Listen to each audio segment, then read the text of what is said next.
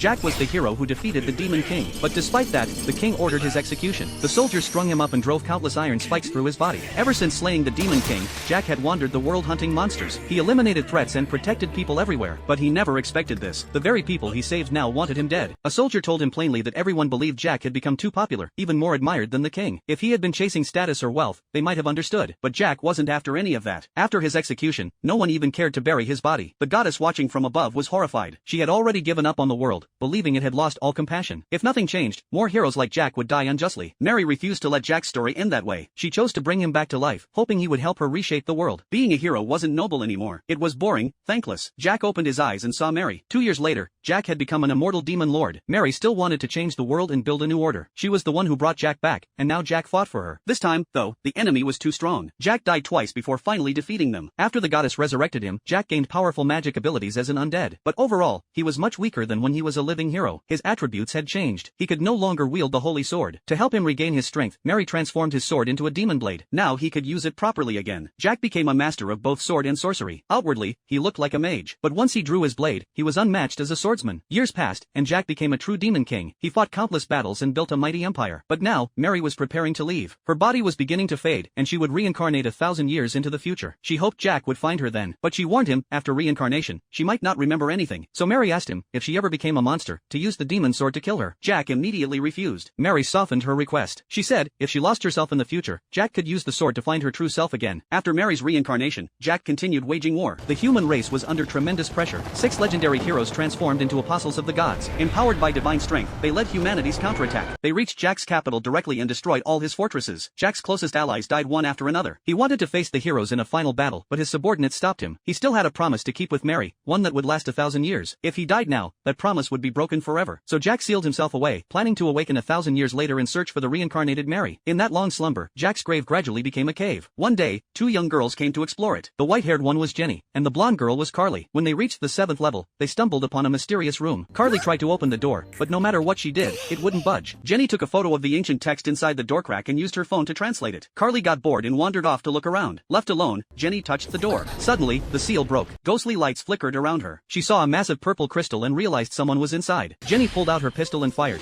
hoping to break it open and free the person within. Jack awoke at that moment. The crystal shattered with a boom, and the force sent Jenny flying across the room. Jack looked at her in shock. Jenny was breathtakingly beautiful, and she was wearing stockings. Then Jack realized something even more shocking. He had turned into a child. His undead body had reverted. Jenny stared in confusion. Why was there a child inside this ancient room? She walked over and checked him for injuries. Jack felt warmth. Someone was worried about him. Jenny assumed he had lost his memory and pulled him into a tight hug, vowing to protect him. Jack blushed and eventually fell asleep peacefully in her arms. Later,